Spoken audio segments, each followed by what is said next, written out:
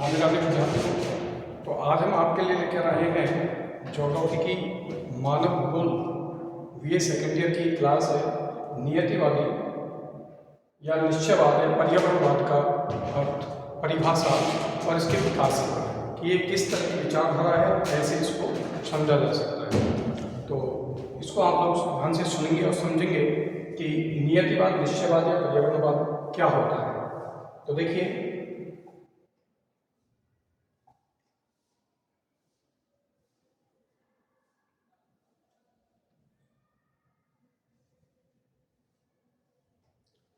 सबसे पहले नियतिवाद और निश्चयवाद या पर्यावरणवाद का अर्थ समझते हैं। इसका मतलब क्या है, इसका अर्थ क्या है, देखेंगे आप। नियतिवाद, निश्चयवाद या पर्यावरणवाद, इसका क्या अर्थ है, क्या इसका मतलब है, इस बात को हम समझेंगे।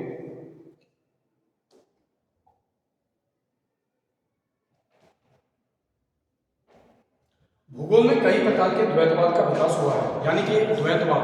अब द्वैतवाद यहाँ पर क्या है, ये समझना आपको जरूरी है कि द्वैतवाद जब दो विचारों में आपस में विरोधाभास होते हैं या दो अलग अलग मान्यताएं जब पलटती हैं तो उनको द्वैतवाद कहा। जैसे कि यहाँ पर हम नियतिवाद और नियतिवाद के साथ में हम जोड़ सकते हैं संभववाद। ये दो अलग अलग विचारधाराएं थी जिसमें प्रकृति और मानव को लेकर की श्रेष्ठता को लेकर, प्रकृति की श्रेष्ठता और मानव की श्रेष्ठता को लेकर के ये निश्चित किया जा रहा था कि प्रकृति श्रेष्ठ है या मानव श्रेष्ठ है। तो नियतिवाद, निश्चयवाद या पर्यावरणवाद जो था वो प्रकृति की श्रेष्ठता को, संभववाद मानव की श्रेष्ठता को बता रहा था। तो इसमें यही है कि भूगोल में कई प्रकार के द्वैतवाद का विकास हुआ है। इनमें नियतिवाद बनाम संभववाद, नियतिवाद और संभववाद सर्वाधिक महत्वपूर्ण विचारधारा रही हैं। यह द्वैतवाद भूगोल के विषय वस्तु से संबंधित है। यूरोप में जब आधुनिक भूगोल का विकास हुआ तो जर्मन भूगोलवेत्ताओं ने, यहाँ से समझने वाली बात है, जर्मन भूगोलवेत्ताओं ने नियतिवाद दृष्टिकोण को अपनाया, नियतिवादी दृष्टिकोण को अपनाया। यानी कि हम ये कह सकते हैं कि जो नियतिवादी दृष्टिकोण है ये कहाँ की विचारधारा रही है, जर्मनी की विचारधारा है। यानी कि जर्मनी में नियतिवादी विचारधारा का विकास हुआ है और नियतिवाद का जर्मन जो विद्वान थे उन्होंने ही इस विचारधारा को आगे बढ़ाया। नियतिवादी का तात्पर्य है भूगोल में प्रकृति की श्रेष्ठता को महत्वपूर्ण मानना। यानी कि नियतिवादी ये कहते थे कि प्रकृति सर्वश्रेष्ठ है, प्रकृति सर्वश्रेष्ठ है और प्रकृति जो अपनी इच्छा से जो निर्धारित करती है वही मानव को करना पड़ता है और मानव उसका एक दास मात्र है। मानव प्रकृति को स्वामी की तरह ही मानता है। तो उन्होंने कहा भूगोल में प्रकृति की श्रेष्ठता को महत्वपूर्ण मानना। जर्मन विद्वानों के विरुद्ध फ्रांस में संभववाद का उदय हुआ। लेकिन जब जर्मनी के अंदर नियतिवादी विचारधारा आई तो दूसरा देश था फ्रांस, और फ्रांस के अंदर जो द्वैतवाद में इसकी जो दूसरी विचारधारा थी जो इसके साथ में खड़ी थी, विपरीत भाग में खड़ी थी, वो थी संभववाद। और संभववाद का जो जन्म था वो कहाँ हुआ था, वो फ्रांस में हुआ था। तो यहाँ तक हमने देखा। नेक्स्ट हम आगे देखते हैं।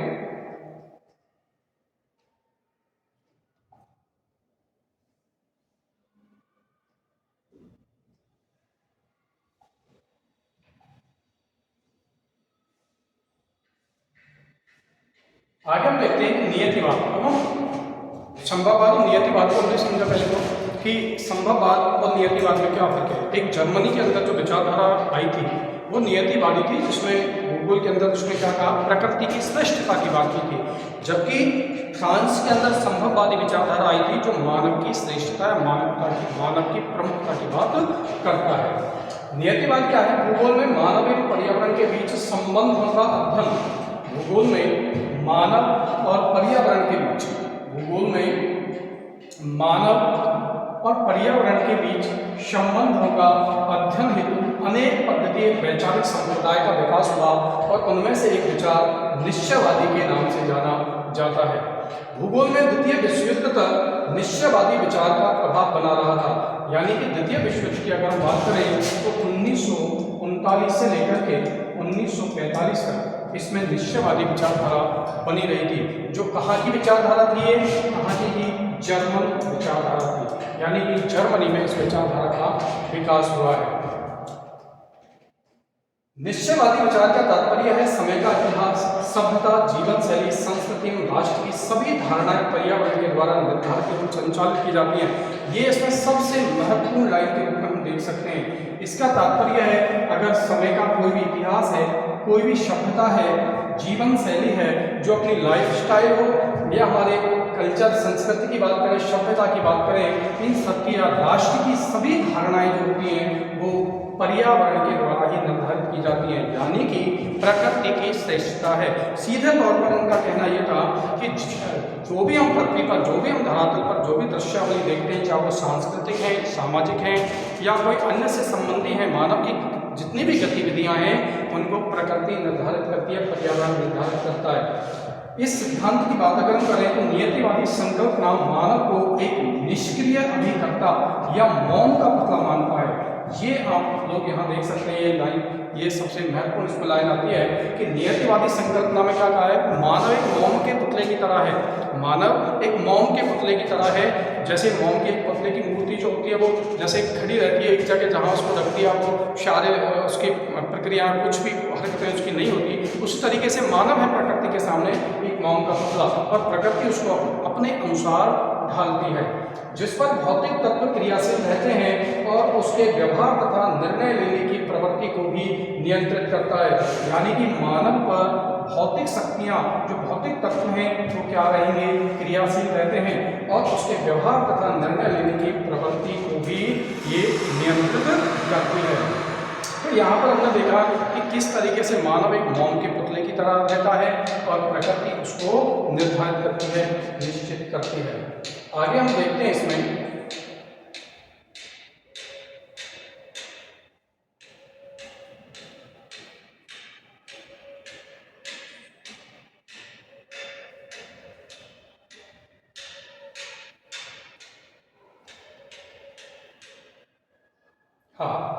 नियतिवाद या निश्चयवाद के समर्थन में तर्क की बात करते हैं कि हमारे भूगोल में ऐसे कौन कौन से विद्वान हुए हैं जो नियतिवाद या निश्चयवाद के समर्थन की बात करते हैं। तो नियतिवाद की सर्वप्रथम व्याख्या करने का जो कार्य है वो यूनानी एवं रोमन, इसका जो कार्य है वो हम देखें तो यूनानी एवं रोमन भूगोलवेत्ताओं द्वारा किया गया था, जिसके अंदर अगर हम देखें तो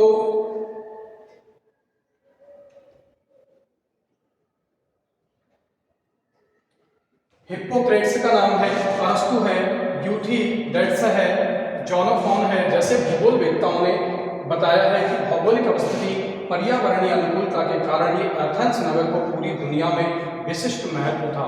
यानी कि अगर हम सबसे पहले देखें तो हिप्पोक्रेट्स हैं, अरस्तु हैं, यूथिडेट्स हैं, जोनोफोन हैं, ऐसे जो भूगोलवेत्ताएं हैं उन्होंने नियतिवाद की अवधारणा को स्वीकार किया है, नियतिवाद को माना है और इन्होंने वहाँ यूनान के जो एथेंस नगर है उस एथेंस नगर में कहा है कि वहाँ की पर्यावरण के कारण ही, वहाँ की पर्यावरणीय विविधताओं के कारण ही दुनिया में उसको एक बड़े नगर के रूप में माना है, मगर बड़े नगर के रूप में जाना गया है।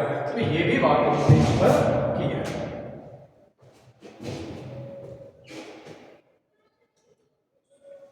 आगे देखते हैं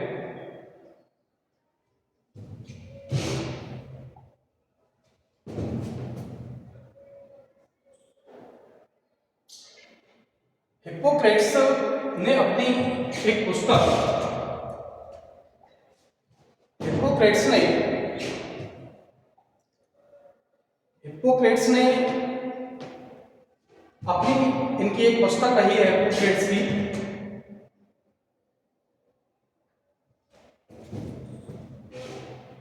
जिसका नाम है एक वायु, जल और स्थान। ये हम देख सकते हैं।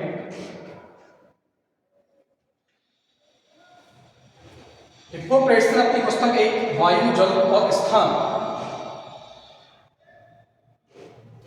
में बताया है कि मानवीय अधिवास वायु, जल और स्थान के द्वारा ही निर्धारित होते हैं।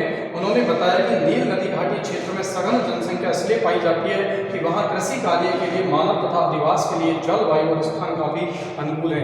तो ये समझना होगा सबसे पहले कि जितने भी इसके विषय में जो तर्क देने वाले विद्वान हैं, जो भी नियतिवाद की बात करने वाले या नियतिवाद को मानने वाले जो विद्वान हैं, वो सब ये तर्क देते हैं कि पर्यावरण या वातावरण, एनवायरनमेंट मानव को किस तरीके से प्रभावित करता है और मानव उस वातावरण की सत्ता को किस तरीके से स्वीकार करता है।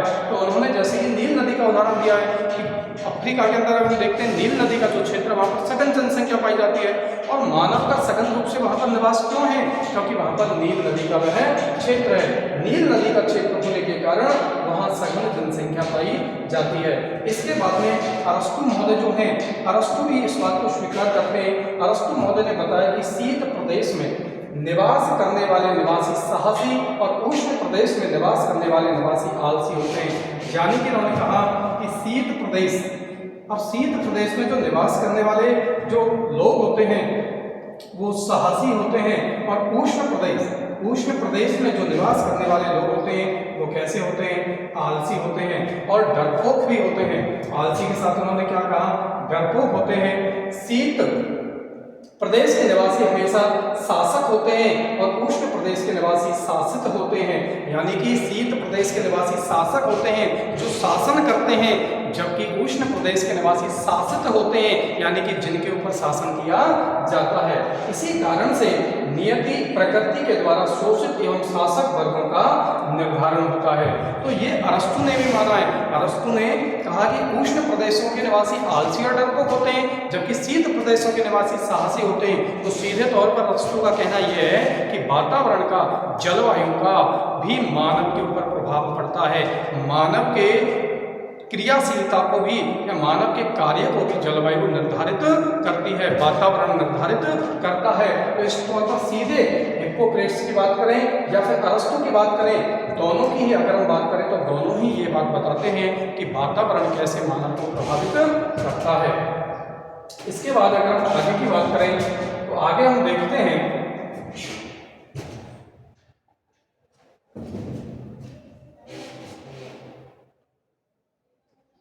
तीसरे जो भूगोलवेत्ता हुए हैं, तीसरे भूगोलवेत्ताओं में अगर हम देखें तो नाम आता है, रोमन भूगोलवेत्ता है स्ट्रैबो। स्ट्रैबो ने बताया कि ढाल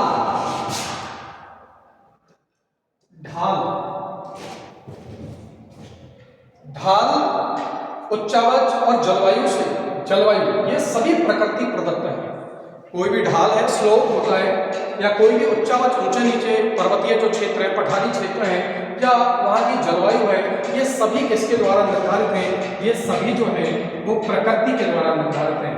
यानी इन सबको प्रकृति निर्धारित करती है। ये तीनों कारक मिलकर मानव के जीवन शैली को विकसित करते हैं।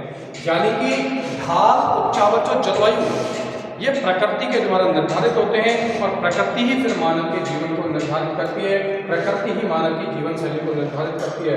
मध्य युग में और भी अनेक विचारक हुए थे, जिनमें बॉल्डिंग है, मॉन्टेस्क्यू है, ये भी बताते हैं कि मानवीय अधिवास और उसके कार्यकलाप का निर्धारण भौतिक कारक जैसे जलवायु, उच्चावच और मृदा के द्वारा किया जाता है। यानी कि जितने भी मानवीय क्रियाकलाप हैं, उन मानवीय क्रियाकलापों का निर्धारण भी जलवायु करती है, उन मानवीय क्रियाकलापों का निर्धारण भी मृदा करती है। यानी कि मानव कृषि कार्य करेगा, अब कृषि कार्य करेगा तो उपजाऊ मृदा की आवश्यकता है। तो मानव का बस, अब जैसे हम भारत में देखें तो भारत में हम देखते हैं कि उत्तर का जो मैदान है वहाँ पर ज़्यादा सघन जनसंख्या पाई जाती है। क्यों? क्योंकि वहाँ पर गंगा घाटी के मैदान है, गंगा के क्षेत्र हैं, यमुना का जो है उपजाऊ मैदान है, तो इसलिए वहाँ पर बसाव ज़्यादा है। तो इन्होंने भी यही बात निश्चित की है, निर्धारित की है कि किस तरीके से प्रकृति जो है वो मानव को निर्धारित करती है, मानव की क्रियाकलाप को निर्धारित करती है। आगे देखते हैं।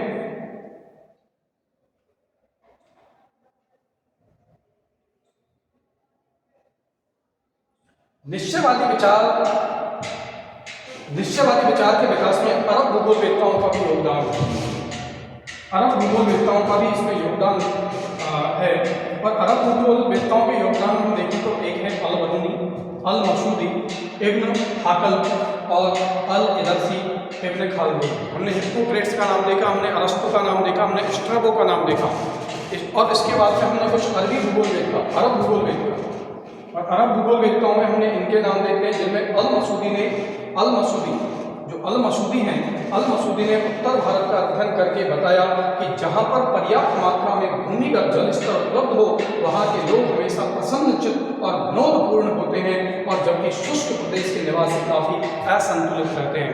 उनका कहने का मतलब ये था कि जहाँ पर भी अच्छी मात्रा में जल उपलब्ध है, जहाँ पर भी पीने योग्य पानी उपलब्ध है, कृषि के लिए जल उपलब्ध है, वहाँ के जो लोग होते हैं वो हंसमुख स्वभाव के होते हैं, विनोदपूर्ण होते हैं। जबकि जो शुष्क प्रदेश होते हैं जहाँ पर पानी की कमी होती है, वहाँ के लोग जो होते हैं वो मृदु स्वभाव के नहीं होते हैं, उनका स्वभाव जो होता है वो असंतुलित दिखाई देते हैं, अनबैलेंस होते हैं। तो उन्होंने भी अपनी बात ये रखी है। इसके बाद हम देखते हैं जर्मन भूगोलवेत्ता कांट महोदय। जर्मन भूगोलवेत्ता कांट महोदय ने बताया कि उष्ण प्रदेश के निवासी सुस्त और भीरू होते हैं। जैसे कि अरस्तु की बात हमने सुनी थी, अरस्तु ने भी ये बात कही थी कि उष्ण प्रदेश के निवासी डरपोक होते हैं।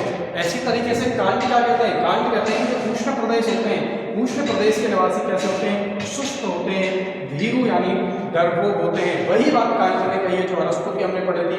जबकि शीत प्रदेश के निवासी कैसे होते हैं, साहसी और प्रतिज्ञ होते हैं। यानी कि किस तरीके से उष्ण और शीत जलवायु का प्रभाव मानव के जीवन पर पड़ता है, ये बात जो है ये बताते हैं। आगे हम देखते हैं इसमें आधुनिक भूगोल में नियतिवादी चिंतन के विकास में जर्मन भूगोलवेत्ता हम्बोल्ट, और हम्बोल्ट का पुस्तक है, प्रसिद्ध पुस्तक है कॉस्मोस, जिसके 5 खंड हैं, 5 खंड हैं, 5 खंडों में है। और कार्ल रिटर की पुस्तक है अर्धकुंडे, जो बड़ी ही महत्वपूर्ण है। चार्ल्स रिटर की पुस्तक है अर्धकुंडे और हम्बोल्ट की पुस्तक है कॉस्मोस, और नामक पुस्तक का विशेष योगदान है, यानी कि पुस्तकों में भी इन्होंने वातावरण के प्रभाव को दिखाया है। इन दोनों विद्वानों ने न केवल प्रकृति की श्रेष्ठता को स्थापित किया, परंतु भौतिक भूगोल को ही मुख्य भूगोल माना।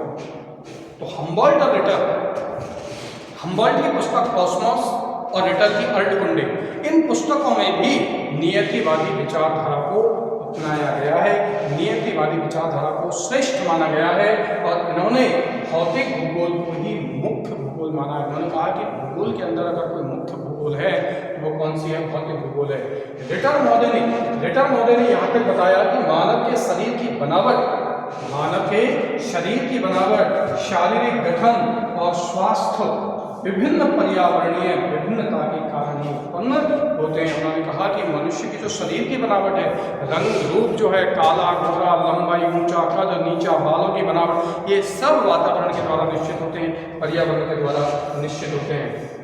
डार्विन की अपनी एक पुस्तक है ओरिजिन ऑफ स्पीशीज में प्राकृतिक चयन का सिद्धांत प्रस्तुत किया है, प्राकृतिक चयन का सिद्धांत प्रस्तुत किया है। तो ये इनकी पुस्तक है प्राकृतिक चयन का सिद्धांत, ये महत्वपूर्ण हम मान सकते हैं जो डार्विन का है। प्राकृतिक चयन का सिद्धांत प्रस्तुत किया है जिसमें बताया कि जीवों के उत्कर्षीय प्रक्रिया को प्राकृतिक कारण ही निर्धारित करते हैं। जो जीव प्रकृति के साथ अनुकूलन स्थापित कर लेते हैं वे जीवित रह पाते हैं, और जो अनुकूलन स्थापित नहीं कर पाते उन्हें प्रकृति परित्याग कर देती है। जो एडजस्ट करते हुए चलते हैं, जो जीव आपस में समायोजित तरीके से चलते हैं वो आगे बढ़ते जाते हैं। अगर समायोजन की प्रक्रिया उसमें नहीं है तो प्रकृति उनको छोड़ देती है, वो प्रकृति से पीछे छूट जाते हैं। आगे हम देखते हैं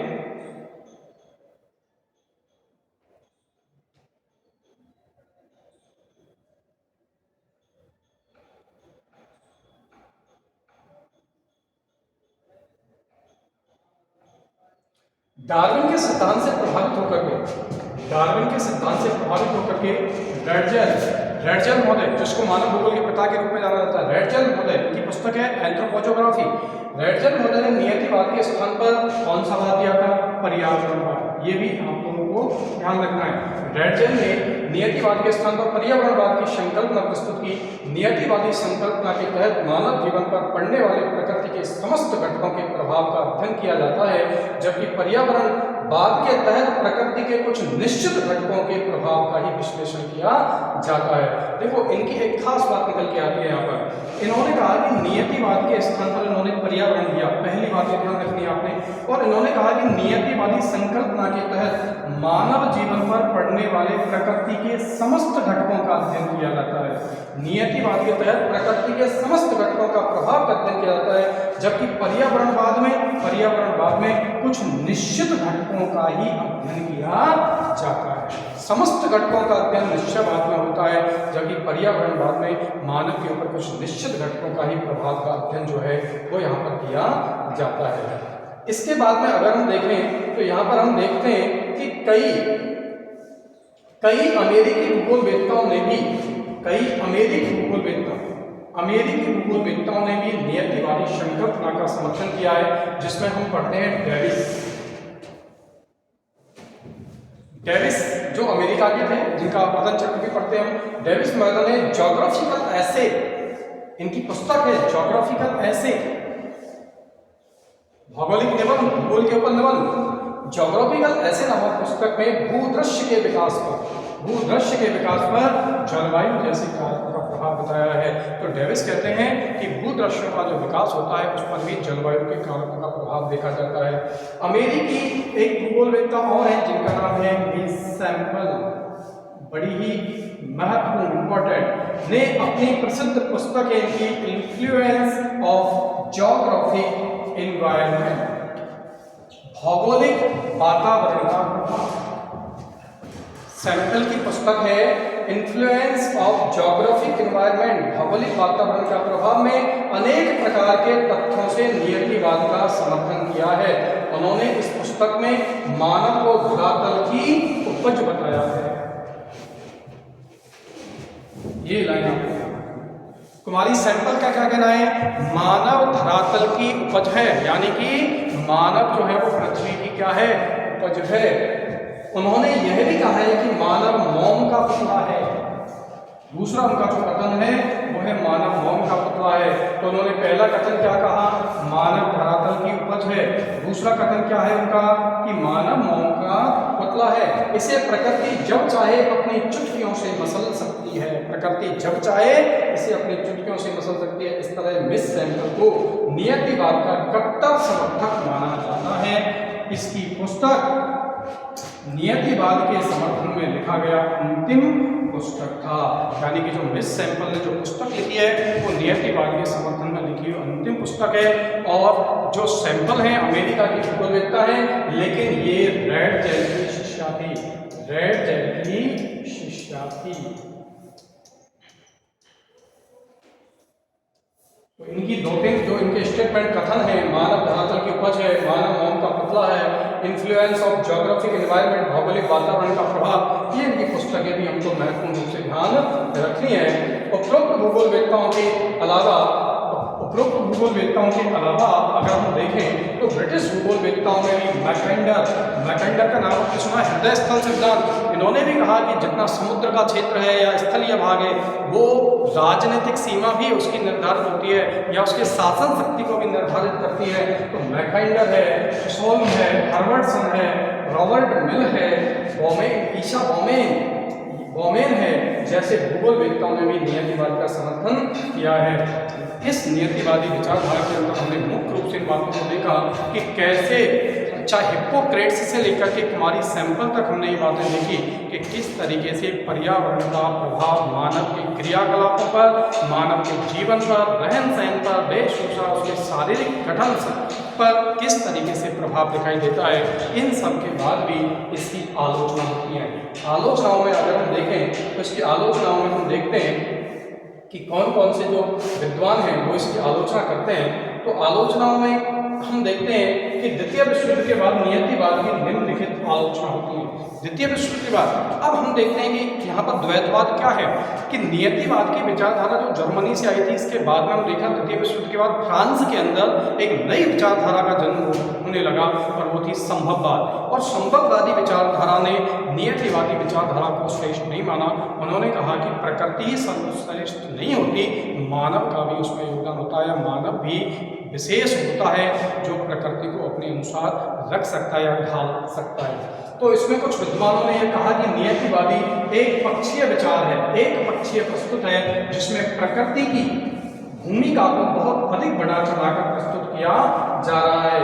OH के स्पैट, ये महत्वपूर्ण विद्वान थे, OH के स्पैट महोदय ने नियतिवादियों की आलोचना करते हुए कहा कि वातावरण अपने आप में अर्थहीन वाक्यांश है, बिना मानव के वातावरण का कोई अस्तित्व नहीं है। तो OH के स्पैट क्या कहते हैं कि बिना वातावरण के मानव का कोई अस्तित्व नहीं, बिना मानव के वातावरण का कोई अस्तित्व नहीं है।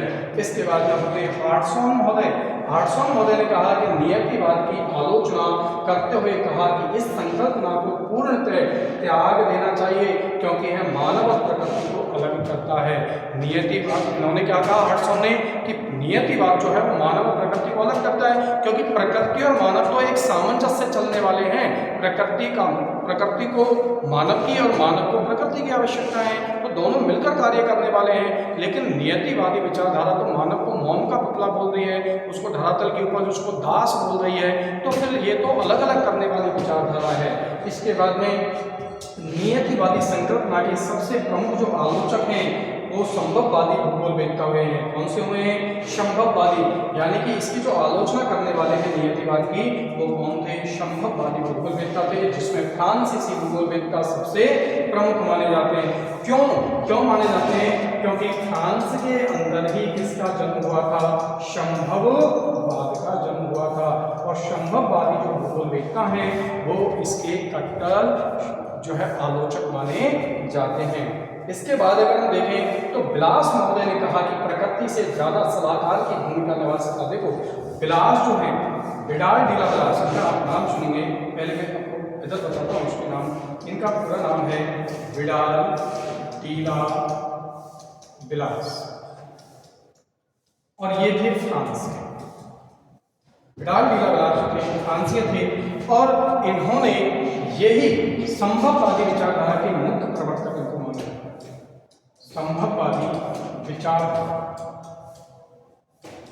संभववादी विचारधारा जो देने का श्रेय है मुख्य रूप से वो इन्हीं बिलास महोदय को जाता है। इन्होंने क्या कहा? इन्होंने कहा, यहां से देखिए, कि प्रकृति ज्यादा से ज्यादा एक सलाहकार की भूमिका निभा सकता है या सकती है, न कि निर्णायक कर्ता हो सकता है। उन्होंने कहा कि प्रकृति केवल एक सलाहकार के रूप में हो सकती है, लेकिन वो निर्णायक कर्ता नहीं है।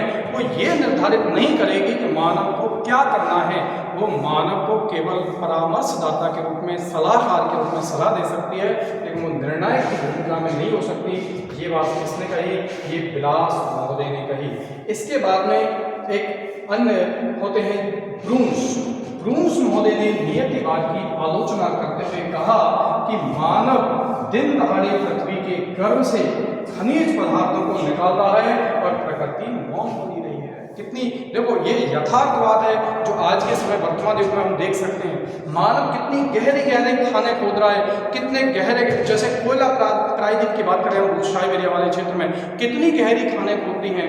अफ्रीका की बात, किम्बरले की बात करें, कितनी गहरे खाने खोद करके और पृथ्वी के अंदर से खनिजों को निकाल रहा है, पृथ्वी के अंदर से खनिजों का दोहन कर रहा है, लेकिन प्रकृति मौन का पुतला बनकर उसको देख रही है। तो मानव को मौन का पुतला कैसे कहा जा सकता है? क्योंकि यहाँ तो प्रकृति मौन का पुतला बनी हुई है। तो ब्रूंस महोदय जो थे, ब्रूंस महोदय, पूरा नाम है जीन ब्रूंस महोदय ने कहा कि नियतिवाद की आलोचना करते हुए कहते हैं कि मानव दिन दहाड़े पृथ्वी के गर्भ से खनिज पदार्थों को निकाल रहा है और प्रकृति मौन का पुतला बनी हुई उसको देख रही है। तो यहाँ पर ये बातें निकल के आती हैं। इसके बाद में हम निष्कर्ष देखते हैं। उपरोक्त तथ्यों से स्पष्ट है कि नियतिवादी संकल्पना के कई कट्टर आलोचक हुए हैं, फिर भी नियतिवाद के विरोध में ही संभववादी संकल्पना का अभ्युदय हुआ है। इसका संभववादी संकल्पना का अभ्युदय हुआ है। फलतः नियतिवाद बनाम संभववाद, फलतः नियतिवाद बनाम संभववाद नामक द्वैतवाद की शुरुआत होगा, जिसके फलस्वरूप भूगोल के विषय वस्तु को विस्तृत आयाम देने में काफ़ी मदद मिली। तो इस तरीके से विद्यार्थियों, हमने आज नियतिवादी संकल्पना के बारे में, नियतिवादी सिद्धांत विचारधारा के बारे में पढ़ा, जो एक संभववाद बनाम नियतिवाद द्वैत के अंतर्गत निकल जाती है, जिसमें प्रकृति की श्रेष्ठता को माना जाता है और प्रकृति को सर्वोच्च मान के मानव को दास के रूप में माना गया है। मानव को एक मोम का पतला, एक धरातल की पृथ्वी की उपज के रूप में सैंपल ने कहा है। इस तरह के विचारों के बाद में जो उसके आलोचक आए, संभववादी विचारधारा के कट्टर जो समर्थक थे, ब्लास जीन ब्रून्स महोदय ने इसकी गहरी आलोचना की है, हॉर्सन महोदय ने आलोचना की है और उन्होंने कहा कि ऐसा नहीं है कि प्रकृति सर्वश्रेष्ठ है और मानव एक कुछ भी नहीं है या मोम के पुतले की तरह है। प्रकृति और मानव जो है दोनों का सामंजस्य होता है। प्रकृति जैसे कि जीन ब्रून्स ने कहा है कि मानव कितना दोहन कर रहा है जमीन से, लेकिन फिर भी जो है प्रकृति है वो मोम का पुतला बने हुए वो देख रही है, वो इससे ज़्यादा कुछ नहीं कर रही है, मानव का कोई नुकसान नहीं पहुंचा सकती। मानव अपने हिसाब से उसको अपने हिसाब से ढाल रहा है, अपनी चीज़ों को उससे प्राप्त कर रहा है। उन्होंने यहाँ तक भी कहा कि प्रकृति एक सलाहकार की भूमिका में हो सकती है, लेकिन एक निर्णायककर्ता नहीं हो सकती। इस तरीके से आज की क्लास में हमने नियतिवादी विचारधारा को पढ़ा और अगली जो नेक्स्ट क्लास होगी उसमें हम संभववादी विचारधारा को पढ़ेंगे। तब तक के लिए हम जो है अपने क्लास को यहीं रोकते हैं।